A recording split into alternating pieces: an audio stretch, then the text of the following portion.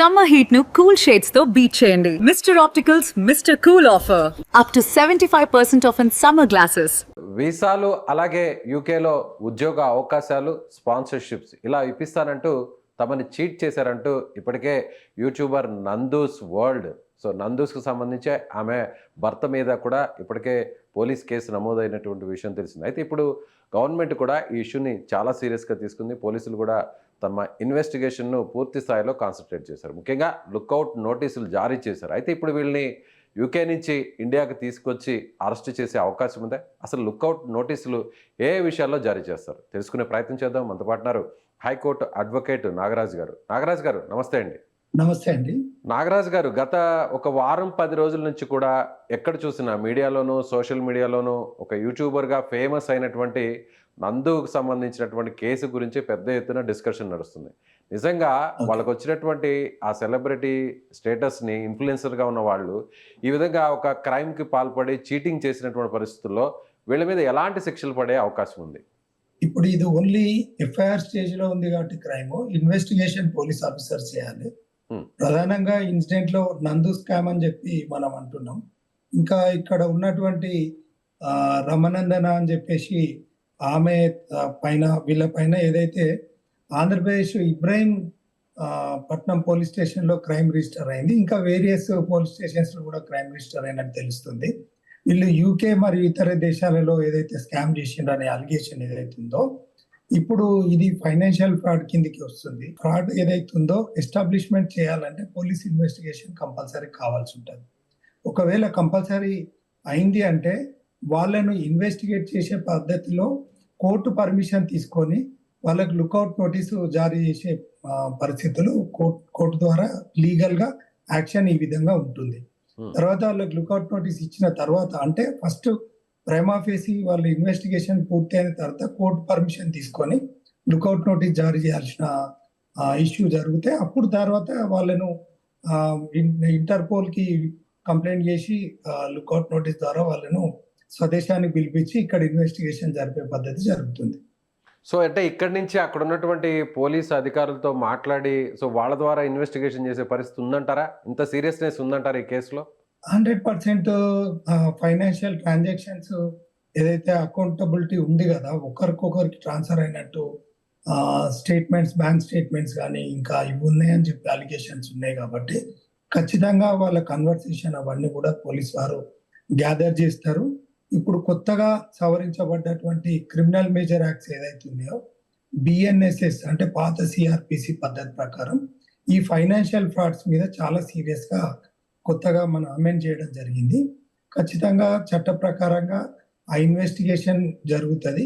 ఈ జరిగిన తర్వాత వీళ్ళ అకౌంట్స్ కూడా స్క్వీజ్ చేసే పరిస్థితి ఉంటుంది. ఎందుకంటే వీళ్ళ ప్రాపర్టీస్ కూడా వాళ్ళను హోల్డ్ లో పెట్టి వాటిని కూడా స్క్వీజ్ చేసే పరిస్థితి ఉంటుంది. వీళ్ళ ప్రాపర్టీస్ కాకుండా వీళ్ళ బినామీస్ ఎవరన్నా ఉంటే వాళ్ళది కూడా డిటెక్ట్ అయితే అవి కూడా చేస్తారు. కేవలం లుక్అవుట్ నోటీసు వాళ్ళు రావాల్సిన అవసరం లేదు. ఉన్నటువంటి పరిస్థితులలో ఫస్ట్ వాళ్ళ అకౌంట్స్ ఏదైతే ఉందో స్క్వీజ్ చేస్తారో ఈ విధంగా ఇన్వెస్టిగేషన్ జరుగుతుంది. వీళ్ళను జ్యుడిషియరీ కస్టడీ కూడా వీళ్ళు 14 days తీసుకోవచ్చు. ఒకప్పుడు కస్టడీ తీసుకోవాలంటే కోర్టు అనుమతి చాలా కష్టతరం ఉండేది. ఇప్పుడు కేవలం ఈ ఫైనాన్షియల్ ఫ్రాడ్స్ కానీ ఈ సైబర్ క్రైమ్స్ కానీ ఇట్లాంటివి ఉంటే కొత్తగా ఉన్నటువంటి బిఎన్ఎస్ఎస్ పాత సిఆర్పిసి ఏదైతే చట్టం అనుకుంటున్నామో 14 days కస్టడీ తీసుకోవచ్చు. It may be extended up to 1 month వరకు కూడా తీసుకొని ఇన్వెస్టిగేషన్ చేసి బాధితుల పక్షాన న్యాయం జరిగే దిశగా చట్టాలను వాటిని, ఎందుకంటే మారుతున్నటువంటి క్రైమ్స్ ఆధారంగా ఈ కొత్త చట్టాలలో ఈ ఒక దాన్ని పొందుపరచడం. నాగరాజు గారు, అందరికీ ఒక అనుమానం ఉంది. ఎందుకంటే లక్షల కోట్ల రూపాయలు స్కామ్ చేసి బ్యాంకుల్ని, ప్రభుత్వాలను కూడా మోసం చేసి విదేశాలకు పారిపోయినటువంటి చాలా మంది గనులను మనం చూస్తుంటాం. కానీ ఇప్పటికీ కూడా వాళ్ళ మీద అక్కడ ప్రభుత్వాలు కానీ అక్కడ ఉన్నటువంటి ఇన్వెస్టిగేషన్ సంబంధించినటువంటి ఆఫీసర్స్ కానీ పోలీస్ కానీ లోకల్గా అక్కడెక్కడ కూడా వాళ్ళని పట్టుకొని విచారిస్తున్నటువంటి పరిస్థితులు లేవు. అలాంటిది ఇప్పుడు ఈ నందు అలాగే ఆమె భర్త మీద అంత సీరియస్గా ఈ కేసును టేకప్ చేసి వాళ్ళని అక్కడ అరెస్ట్ చేసి ఇన్వెస్టిగేషన్ చేసే పరిస్థితి ఉంటుందా? ఇది జరిగేదైనా? అదే ఇలా రకరకాల అపోహలు ఉన్నాయి. ఖచ్చితంగా మీరు అన్న అపోహలు అన్ని కూడా ఉన్నాయి. ఎందుకంటే గతంలో జరిగిన ఫైనాన్షియల్ ఫ్రాడ్స్ ఏది కూడా ఛేదించలేదు. కేవలం సోషల్ మీడియాకు, పబ్లిక్ డిస్కషన్స్ కు పేపర్ పబ్లికేషన్స్ కు కానీ అంతవరకే పరిమితమైన సందర్భాలు ఉన్నాయి. కానీ పోలీస్ ఆఫీసర్స్ కు ఖచ్చితంగా వాళ్ళకి పవర్స్ ఉన్నాయి. వాళ్ళ పవర్స్ కనుక వాళ్ళు ఎక్సైజ్ చేస్తే ఖచ్చితంగా ప్రతి కేసులో కూడా న్యాయం జరుగుతుంది. కానీ ఒకవేళ పోలీస్ ఆఫీసర్స్ కనుక వాళ్ళు సరైన విధంగా ఇన్వెస్టిగేషన్, ఓన్లీ వాళ్ళకి పవర్ ఉంది ఇన్వెస్టిగేషనే, ఆ ఇన్వెస్టిగేషన్ ప్రాపర్ గా చేయకపోతే హైకోర్టులో రిట్ జ్యుడిక్షన్ ఫైల్ చేసుకోవచ్చు.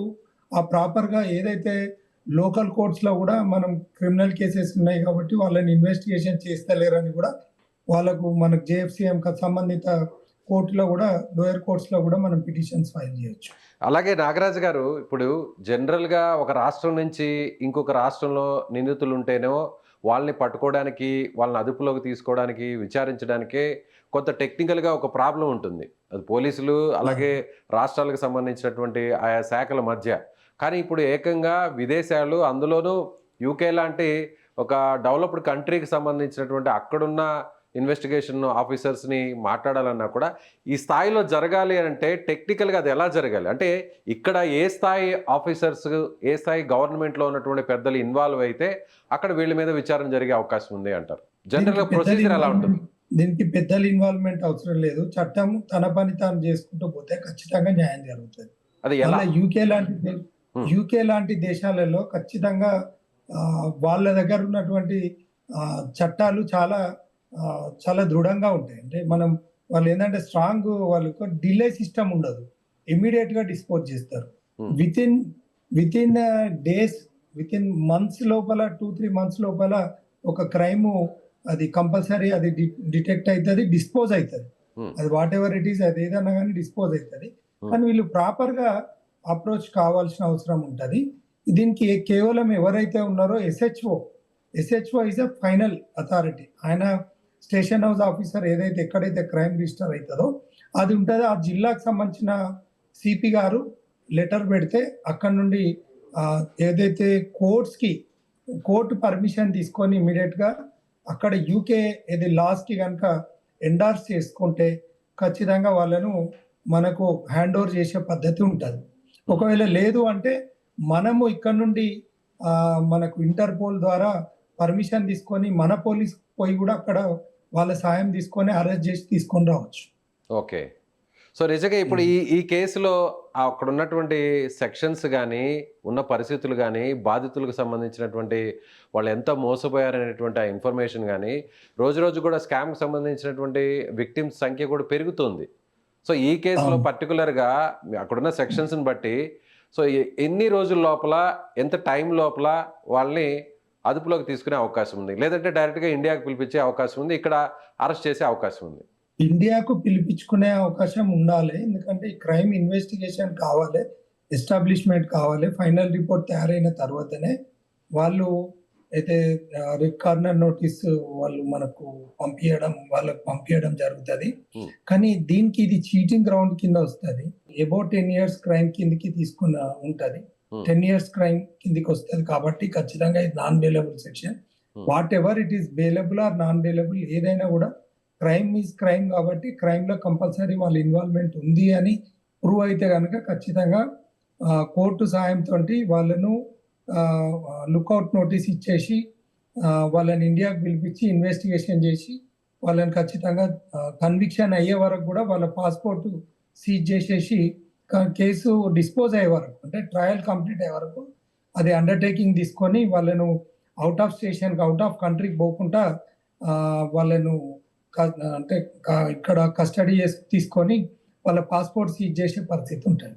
సో రీసెంట్గా జరిగిన ఇన్సిడెంట్స్, అంటే ఇలాంటి ఫైనాన్షియల్కి సంబంధించిన చీటింగ్ కేసెస్లో ఈ విధంగా విదేశాల్లో ఉండి అక్కడ స్థిరపడిన వాళ్ళు, అక్కడ వేరే ఉద్యోగాలు చేస్తున్న వాళ్ళు, ఎవరైనా ఇక్కడ ఉన్నటువంటి కొంతమంది బాధితులను ఆసరాగా చేసుకున్న వాళ్ళని, మోసపోయిన వాళ్ళని, సో ఇట్లా ఎప్పుడైనా రెడ్ కార్నర్ కానీ లుకౌట్ నోటీసు జారీ చేయడం కానీ జరిగి వాళ్ళని ఇండియాకి తీసుకొచ్చినటువంటి పరిస్థితులు ఏమైనా ఉన్నాయా ఇట్లాంటి ఇష్యూస్లో? రైట్, మీరు అడిగిన ప్రశ్నకు సూటిగా ఒక్కొక్క కంట్రీకి ఒక్కొక్క లా ఉంటుంది. ఇప్పుడు ఉదాహరణకి ఏంటంటే చాలా మంది క్రైమ్ చేసి అరబ్ కంట్రీస్ కంటే దుబాయ్ పోతే వాళ్ళు అక్కడ సెక్యూర్ చేస్తారు అక్కడ ఉన్న పరిస్థితులు అనే దాని మీద మనం చూస్తున్నాం. ఇప్పుడు మనకు కింగ్ ఫిషర్ విజయ్ మాల్యా ఉన్నారు, ఇప్పటి వరకు కూడా మనం పట్టుకోలేకపోయిండ్రు అది ఇది అనేదాన్ని. అయితే చట్టంలో ఉన్న కొన్ని లొసుకులు, వాళ్ళకు అనుకూలంగా ఉన్నటువంటి కొన్ని లొసుకుల అంటే ఆధారంగా ఇదే విజయ మాల్యా గత కొన్ని సంవత్సరాలుగా ఇదే లండన్లో ఇదే యూకేలో పబ్లిక్గా ఓపెన్గా తిరుగుతూ ఇక్కడ గవర్నమెంట్స్ని ఇక్కడున్న న్యాయ వ్యవస్థలను కూడా సవాల్ చేస్తూ అతను ఇంటర్వ్యూస్లో మాట్లాడడం, మీడియాతో మాట్లాడడం, సోషల్ మీడియాలో మాట్లాడడం మనం వరుసగా చూస్తున్నాం. కానీ మనం ఏం చేయలేక నిస్సహాయ స్థితిలో మనం అందరం కూడా ఆ చోద్యం చూడాల్సిన పరిస్థితి ఏర్పడింది. అలాంటిది ఇప్పుడు ఇలాంటి వ్యక్తుల మీద జరుగుతాయా, అసలు నిజంగా విచారణ జరుగుతుందా అట్లీస్ట్ అనేది ఇప్పుడు అందరికీ ఉన్నటువంటి అనుమానం. ఇప్పుడు ఉన్నోనికి ఒక న్యాయం లేనోనికి ఒక న్యాయం అనే విధంగా చట్టంలో డిస్క్రిమినేషన్ ఉన్నది అనేది నేను ఖచ్చితంగా ఒక యాజ్ అడ్వకేట్ గా నేను చెప్తున్నా.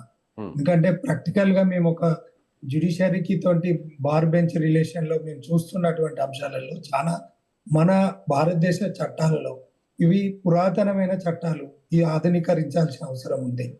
ఎందుకంటే ఏ క్రైమ్ అయినా కూడా ఇంకోటి ఏంటంటే ఫస్ట్ ఆఫ్ ఆల్ మనం మాట్లాడుకోవాల్సింది ఏంటంటే ఇండియాలో ద బిగ్గెస్ట్ బిజినెస్ ఏంటంటే క్రైమే, తర్వాత పాలిటిక్స్. ఈ రకంగా ఏంటంటే ఈ చట్టంలో ఉన్నటువంటి లొసుకుల ఆధారంగా వీళ్ళు తప్పించుకోవడం జరుగుతుంది. కానీ చట్టంలో కొత్తగా మొన్న సవరించినటువంటి చట్టాలలో క్రిమినల్ మేజర్ యాక్ట్స్ లో బిఎన్ఎస్ఎస్ సిఆర్పిసి ఏదైతే అనుకుంటున్నామో ఖచ్చితంగా కొంత అమెండ్మెంట్ చేసిండ్రు, చాలా సీవియర్ పనిష్మెంట్స్ ఉన్నాయి.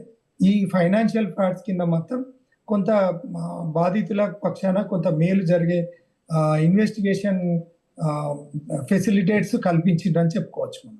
ఓకే, సో ఫైనల్గా కంక్లూడ్ చేద్దాం సార్. అంటే ఈ బాధితులకి ఇప్పుడు ఒక హోప్ అనేది ఇవ్వచ్చు అంటారా?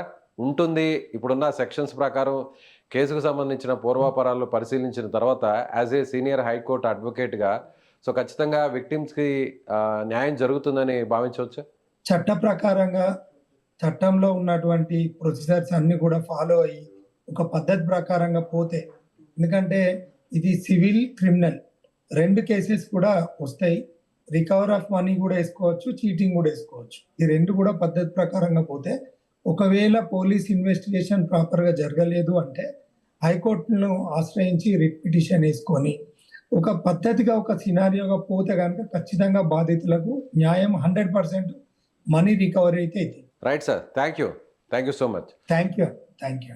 సో ఇదే హైకోర్టు అడ్వకేట్ నాగరాజు గారు చెప్తున్నట్టుగా ఇటీవల మారినటువంటి చట్టాలకు సంబంధించి కూడా న్యాయ వ్యవస్థలో మారినటువంటి సెక్షన్స్ వచ్చేటువంటి తీర్పులకు సంబంధించి కూడా ఖచ్చితంగా ఒక హోప్ అయితే ఉండొచ్చు. విక్టిమ్స్ కూడా న్యాయం జరిగే విధంగా కూడా పోలీస్ ఆఫీసర్స్ సీరియస్గా దీన్ని తీసుకున్నట్లయితే, ఒకవేళ వాళ్ళు పూర్తి స్థాయిలో కాన్సన్ట్రేట్ చేయలేని పక్షంలో హైకోర్టుని ఆశ్రయించి హైకోర్టులో ఒక రిట్ పిటిషన్ వేసి కోర్టు డైరెక్షన్ ద్వారా కూడా వాళ్లకు లుకౌట్ నోటీస్ అలాగే రెడ్ కార్నర్ నోటీస్ను జారీ చేసి ఇక్కడికి ఇండియాకి తీసుకొచ్చే పరిస్థితి ఉంది. అలాగే ఇందులో సివిల్ అండ్ క్రిమినల్ రెండు కేసులు కూడా వర్తిస్తాయి కాబట్టి ఖచ్చితంగా బాధితులకు న్యాయం చేసే అవకాశాలు ఉన్నాయని ఆయన అంటున్నారు. సో మీకేమనిపిస్తుంది?